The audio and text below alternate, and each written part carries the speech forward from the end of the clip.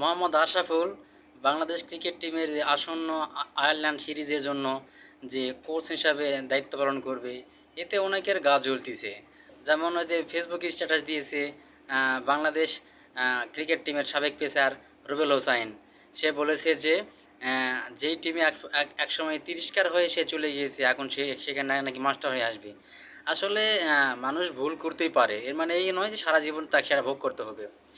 আর আমরা সবাই জানি যে বাংলাদেশের সর্বকনিষ্ঠ সেঞ্চুরিয়ান হচ্ছে আশরাফুল, এবং তার মধ্যে যে কোয়ালিটি আছে, তার মধ্যে ক্লাস আছে, সেটা সবাই জানে। কিন্তু সে একটা লাইফে ভুলের কারণে সে জীবন থেকে মানে ক্রিকেট থেকে ঝরিয়ে গিয়েছে, কিন্তু সবাই জানতোই সে একজন বাংলাদেশ ক্রিকেটের স্টার এবং অনেক বড় আর কিছু হইতে পারতো, কিন্তু সে জীবনে একটা বড় ভুল করার কারণে আজকে সে এই পর্যায়ে। তো আশা করা যায় এই মানে এই প্রফেশনে এসে দলের জন্য ভালো কিছু করবে, এটাই প্রত্যাশা সবার।